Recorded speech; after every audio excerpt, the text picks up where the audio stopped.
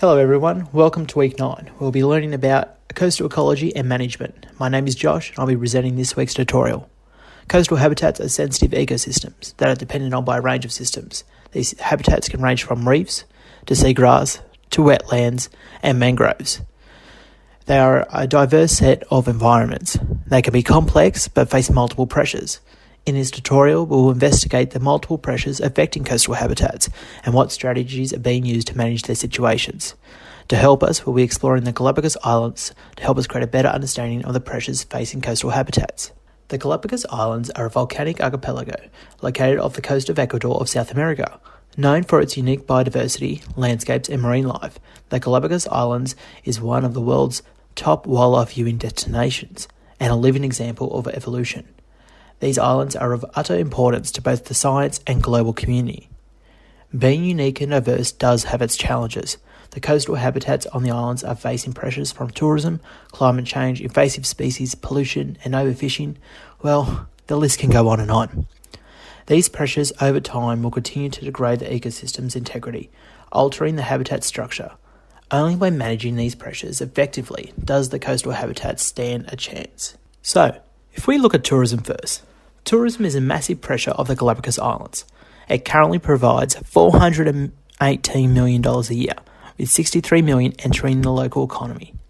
Over the years, there has been a drastic increase in tourist numbers, where in 2000, the Galapagos Islands recorded 68,989 tourists, in comparison to 2015, where it has increased to 215,961.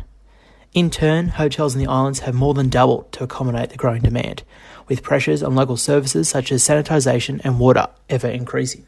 The amount of boat traffic, and let alone people, is placing stress on these environments. The pressure of tourism only creates more pressures. If we were to limit tourism, it would only generate stress on the economy and local communities. Letting tourism go without being managed increases the risk of pollution, illegal fishing, and invasive species. In effect, damage the biodiversity and destroying the coastal habitat. Playing such a major role in the economy, the Ecuadorian government has had some trouble trying to manage the situation and undertake a sustainable approach. Some efforts, though, have been made by declaring the island as a UNESCO World Heritage Site and by implementing protection measures. This includes implementing exclusion zones, where tourists are prohibited from entering designated areas, to assigning tour operators with fixed itineraries, limiting the number of days they can visit certain sites.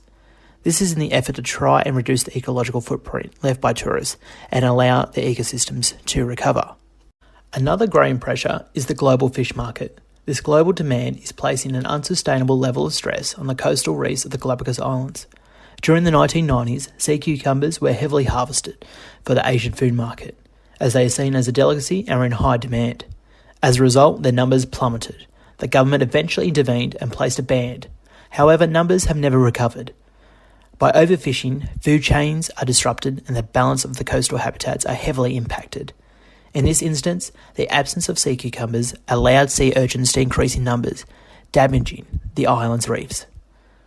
Sea cucumbers are not the only things on the menu. Sharks are also targeted by a range of fisheries. To manage overfishing and prevent further loss, multiple strategies were needed. In 1998, the government implemented the special law. The law tries to reduce overfishing by limiting the amount of fishermen in the reserve, furthermore banning commercial fishing.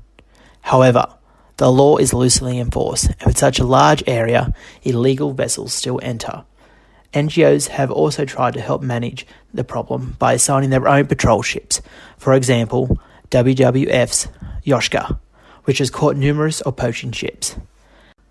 Another initiative undertaken is the partnership between the government and the Sustainable Fisheries Group, where they agree to create no entry areas to allow marine stocks to recover. Some other pressures are climate change.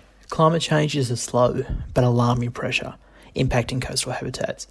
In the Galapagos, waters are slowly increasing in temperature, reducing cold water habitats, in effect increasing competition between cold temperate species such as anchovies. Increasing temperatures is also increasing connectivity. This allows invasive species to colonise the area, which previously was restricted by its cold waters. These pests will outcompete endemic species, causing a new structure in the coastal habitat. This is a hard pressure to manage, as it needs to be undertaken on a global scale for big changes to be seen. However, the reserve conducts regular water monitoring to observe any changes in the coastal structure and mark the appearance of any invasive species. Lastly, we come to pollution. Pollution is the obvious pressure affecting coastal habitats, and alongside it comes big impacts on both the landscape and its biota. It can result in loss of ecological processes, biodiversity, and can even cause algal blooms. The government, in this instance, has stepped up to the plate.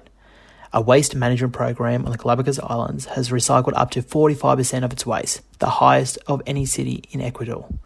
Plastic bags are also banned as of 2015, and residents partake in regular beach cleanups, where a massive 2.5 tonnes of trash has been collected. By engaging local communities, the Ecuadorian government has ensured individuals